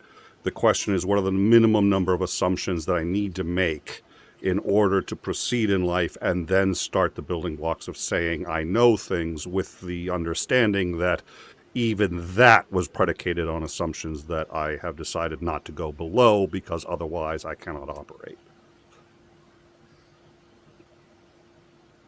Right. Yeah, I was actually for the Agrippa's trilemma. The epistemology that I use, I've told you plenty of times, it rests on blind faith. I don't see any other way around it without, like you said, infinite regress, circularity, And I'll say that to atheists. I've lost friends saying that. I've actually lost friends saying that to atheists, saying, be a little careful how much you harp on people for faith, because while I have strong objections to blind faith, the reality is if somebody were to claim we all have at least some essentially blind faith in our life, I think not only is that statement infinitely defensible or eminently defensible, sorry, but I think any counter to that is not defensible. So as someone who understands philosophy, that's as far as I'm willing to go, but that's still a pretty significant claim when it comes to faith, which is I don't think you can defend rationally that there are no elements of blind faith in your life precisely because of Agrippa's trilemma and or how, in part, induction, but any number of other issues will regress. Yeah, right. Right, but just to point this out, Nick, if I may. Please. I agree, firstly, and I think faith is something that we all have, but the definition of faith is what's important there when we say we all have faith. Of course, and like I've said to many theists, if you mean by faith an a priori reasoning, which I think to be correct, right, then no, I don't have that kind of faith, right, because I don't think there's anything a priori which I necessarily think is correct. Right. However, if you're going to include faith as just being an assumption that you make later to be shown to be correct or more likely to be correct than false, then that's not faith. Right. So I think that distinction is quite important, really. And I find when theists use the word faith, they're quite often trying to discount and discount any kind of inductive argument as being a justification. I think that is one trap which like people shouldn't fall into when arguing against theists. I agree with everything you said, including the trap, and I think that's a very real issue, except for one thing that I do disagree with, which is I think in terms of rationally, you cannot justify anything below Agrippa's trilemma, which I do think, and I know there are people who try to do this, I've never been swayed by them. I do not believe induction can be rationally justified. In fact, I don't believe that rationally, and when I say rationally, I don't mean common sense, because that rationally, yes, induction is easily justifiable by common sense. But formally, I don't believe induction can be justified rationally. And that's the problem that I have, though, Nick, right there. Yeah. Is because when you say it can't be justified rationally, you are assuming, right, that the justification has to be a necessary conclusion, which means you're saying there should be some a priori justification for it, which is, of course, a nonsense. Right? Sorry, repeat that? You're assuming that when you say rationally, you're assuming that there is some kind of a priori justification or necessary justification for it, not that there's an inductive justification for it. Well, there can't be there cannot rationally be an inductive justification for it. Yeah, there can. Yeah, I think there can. Because, like, the question of circularity, surely in this case, doesn't apply to induction. Okay. Right? Because you're not assuming beforehand the truth of the conclusion. You're saying, no, we're going to generalize from, observing all P's, right? And if we find all P's are Q's, then it's justified to conclude that all P's are Q's. But begging the question still necessitates not that you're assuming that it's true, but that the only way in which you could make your argument is if you had assumed or were assuming the conclusion in the process of making the argument, which is question begging. Yeah, again, I read something a while back which said that the fallacy of begging the question isn't applicable in induction. I've heard of it. I've heard of it in terms of vicious circularity versus virtuous circularity, and I am not convinced by that at all. It strikes me as a post hoc rationalization, but I would love to get into that. So let's definitely get into that, and I don't want to derail and get into that too far. What I'll say is I've lost friends because I am of the position, and I think at least my position is defensible. The fact that you and I are arguing it means I'm about to remove you, but apart from that. But so what I've lost friends by saying, okay, you still have faith-based beliefs. For me, what I think is I would define I think Ozzy, because I've had this discussion with Ozzy, and he says that they are basically properly basic beliefs, and I think properly basic Right, commonly yeah. means something different. I think properly basic means something different than how he tends to use it in this context. But that notwithstanding, I believe that it is probably impossible to operate as a human being without making some very basic assumptions. And Matt Dillahunty talks about this, about basically having the fewest number of assumptions, and those assumptions, while I wouldn't call them properly basic beliefs, are so foundational, and that because you cannot, this is also gets back to almost affirming the consequent, you cannot possibly function if you assume the opposite or assume they're false. And if you're going to have to make an assumption, then make the one without which you cannot function, and that assumption is that they are true. So Right. you make the assumption that not that induction always reaches the correct conclusion, but you make the assumption that induction is rationally justifiable despite the fact nobody knows how to do it. But again, you can't say nobody knows how to do it. That seems to me a problem. Okay. Well, that's actually begging question. Because, it's almost question begging too, but yeah. Yeah, but I'm not begging the question. I'm not saying that it is true that induction is true, right? I'm just saying that if we assume, right, if we make an assumption that it needs to be, that we're going to test it, then we can test it through induction. Now, is that circular? Right? Yeah, it's circular if you're looking for a justification which is necessary, but I don't think it's circular if you're just looking for a probability. I'm intrigued. I'm intrigued. We'll discuss it. I will send you a post on it. Please do. How's that? Please do. Yeah.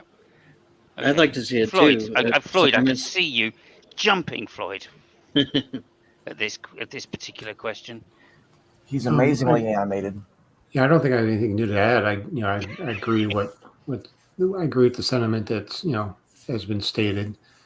You're going to have some sort of epistemic method, and it's either going to be like Nick described, circular, infinite regress, or terminating assumptions. Whether you're a foundationalist or a coherentist or combination of them, like a found herentist and so forth. Yeah, I mean, I think everyone has some sort of a metaphysical position, right? And you're going to have a hard time justifying, those metaphysical assumptions. Sure. Because you're going to use them. You're going to have to use them to defend them. And, that's the whole problem. But does that apply to induction? Is the question. Yeah. Well, I mean, yeah, I think our use of induction is a properly basic belief. And it doesn't guarantee knowledge. If we see one white swan after another white swan, that doesn't mean you're guaranteed to see the next swan you see is guaranteed to be white, because there are black swans. But we use induction every day. Science uses induction. Animals use induction. So there's no way of not using induction. We use it every day. When you get out of bed in the morning, you pull the sheets away and you step down, assuming there's a floor with the bed's resting on. Because why? Because there's been a floor there every other day. So I mean that's using induction. Right. I just want to thank Nick for being in here. Yeah. Been amazing. Here, Simos, if you removed induction from your properly basic beliefs, could you still function as a normal human being? I think that's what Floyd was kind of pointing at. Yeah, I don't think you can. I gave an example. Just getting out of bed in the morning. Yeah, but the question for me is not whether you could use it. The question for me is whether it is a properly basic belief. Like, in what do we mean by properly basic? If we mean by properly basic that we think it is true a priori, right, then that to me is a category error. Right, so I'm not sure what you mean by taking an a priori. Well, at least on my view, where I told you I bedrock it in blind faith. Well, that's what I take a properly basic belief to be. is an a priori acceptance of the truth of the proposition, or whatever concept it is.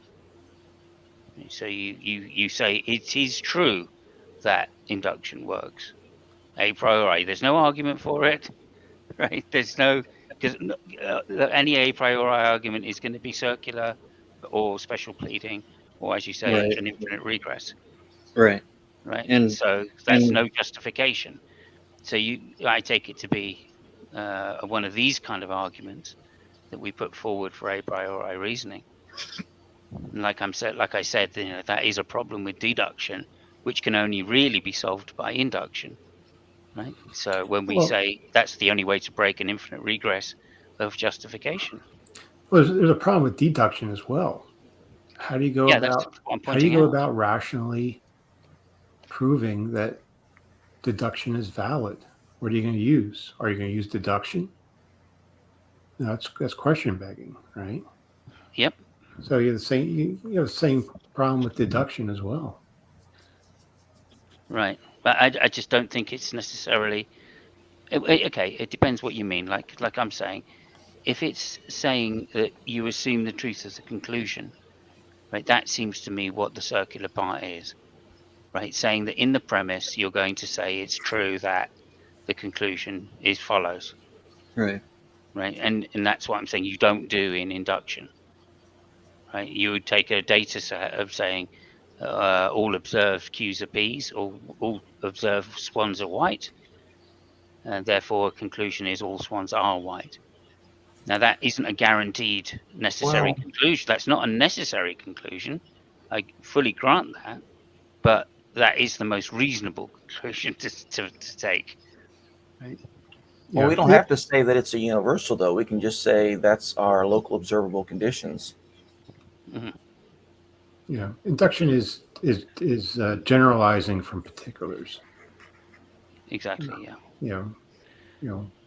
Particular swan is white. Particular swan is white. Particular swan is white. Therefore, you're just going to generalize that swans are white. But then we're getting into the gambler's fallacy. Just because something has happened so many times, we think that it's going to adjust the probability of future occurrences. Right. That's why induction isn't rationally justified. Right. When you so say go back to Floyd's example of getting out of bed. Like are you assuming that the floor is going to be there, or are you using induction to grant you that the floor is going to be there? I don't see the difference. Yeah. The difference is very slight. I mean, you can either say you're assuming that the floor is there, or you're assuming that induction is reliable enough that the floor is there. You're still making an assumption. Yeah, that's why I tried to reword it to the second one sounded better. Yeah, so like again, you used the same word that Nick did, which is to say rational. So what did you mean when you used the word rational there? Did you mean must have a necessary conclusion? Floyd? Yeah, I guess deductively, justify it. Yeah. So that's like with the problem. I don't think you can use deduction to justify induction. Yeah, that's where I'm seeing it. Whereas you can use induction to justify deduction. Yeah. Well, I mean, that's why we put induction in a different category. There's abduction as well. Sure. Inference to the best explanation. Let's just stick to the two for the moment, because what I'm trying to point out here is that any unknown that we're looking for, right? If we give a deductive argument for it, is going to be begging the question or special pleading, because that unknown has to be introduced in the premises, right? So that premise is going to be the conclusion, because that was the unknown that we're looking for, right? So it's going to be circular almost by definition, unless of course we can give some deductive argument again for that particular premise, but that's going to fall foul of exactly the same problem. So we're just falling foul of an infinite regress of justification, and the only way out of that I can see is to say, okay, well, we're not going to give a deductive argument for the premise. What we're going to do is say we have an inductive argument to support XY premise to believe that it is true. Right? We'll And go that's the back only thing that can break one this, step. this issue of circularity for deductive arguments. And We'll it go back doesn't do it. It doesn't do it necessarily, right? So it just, to me, that says that when we say necessary deductive arguments have necessary conclusions, we're kind of fooling ourselves that rationality is something which is necessary.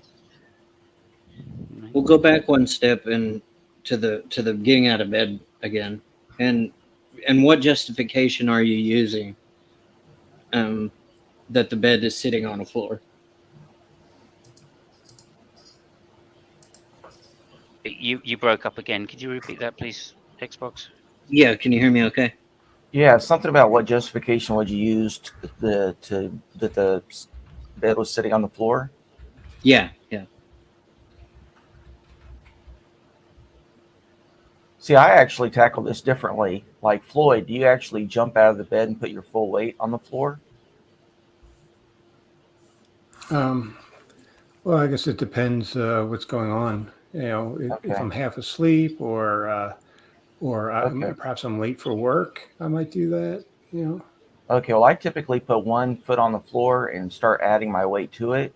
So it's a provisional belief. I believe the floor is going to be there, but if it should break loose for some reason, I'm covered. So does that handle that, Xbox? Well, I mean, holding a provisional belief, right? For it? Right. I mean, certainly, if you fell through the floor, your belief would change, right? Well, are you skeptical when you step out of bed? Are you skeptical? Yeah, definitely. Because I know that maybe the floor would break loose, that they have broken loose in buildings before. So all I'm saying is this isn't a concrete absolute belief. I don't have an absolute trust that the floor is going to hold my weight, even though it's been holding the bed.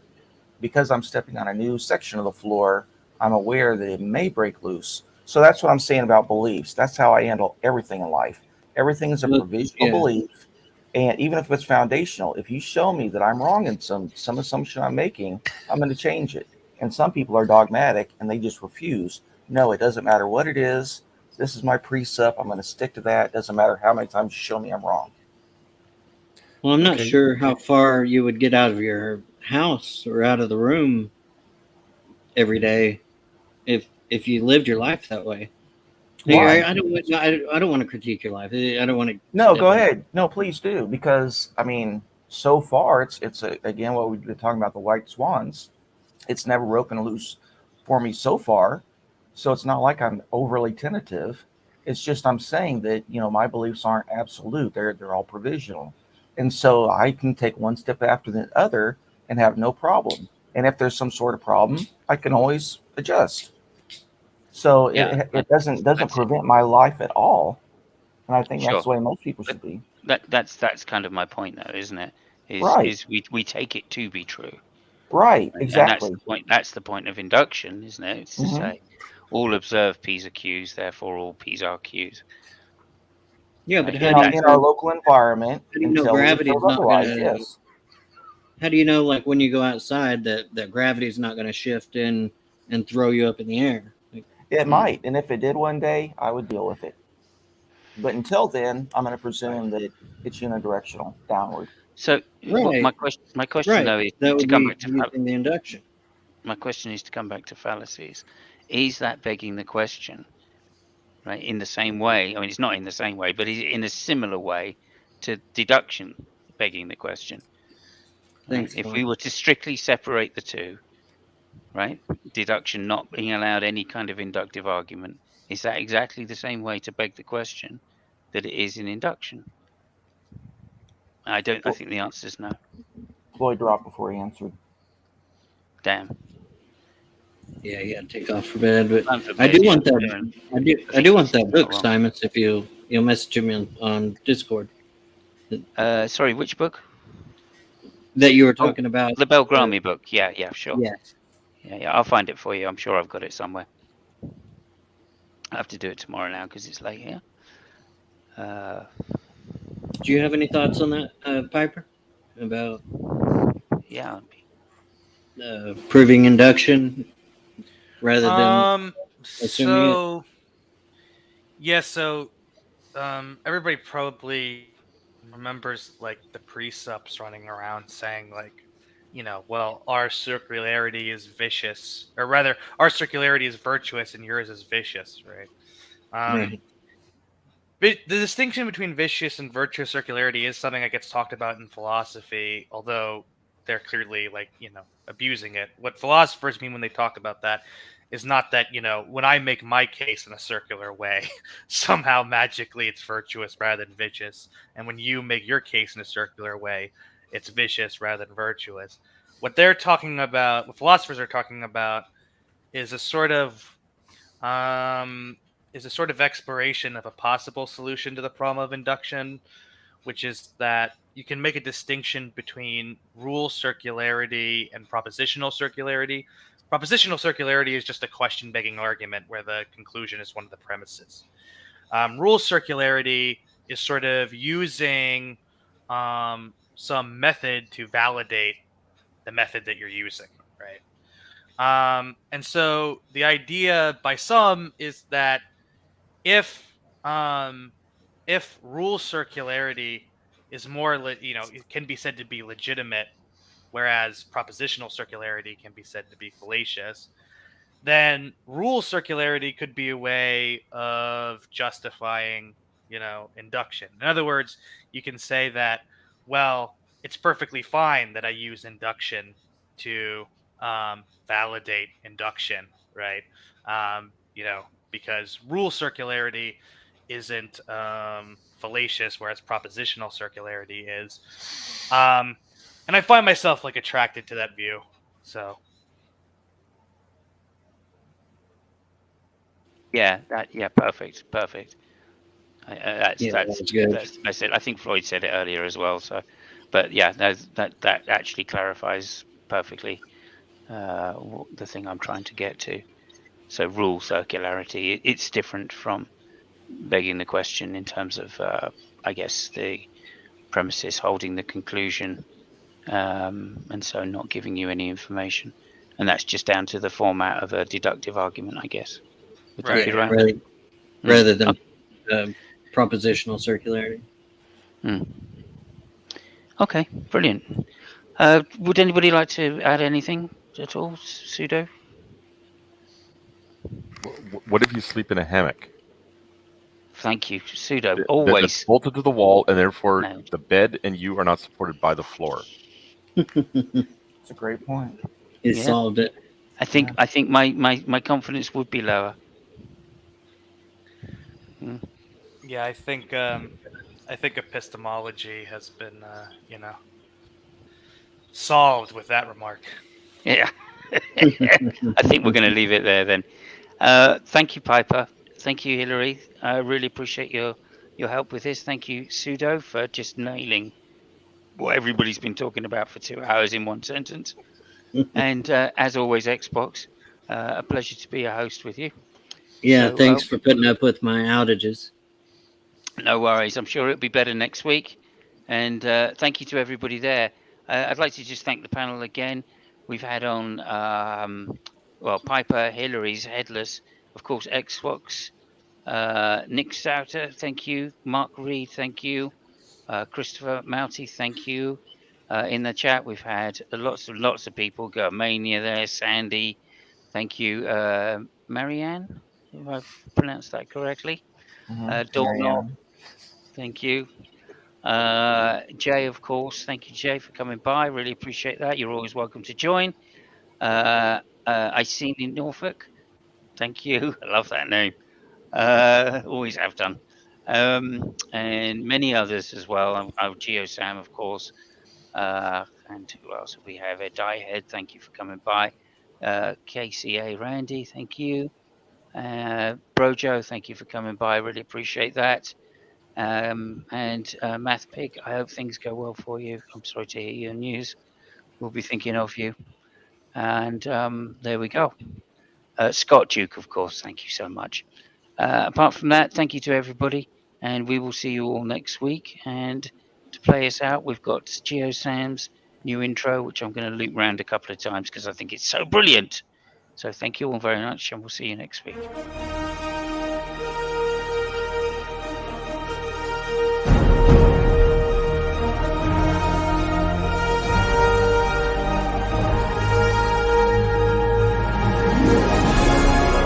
And thanks to Floyd, most importantly.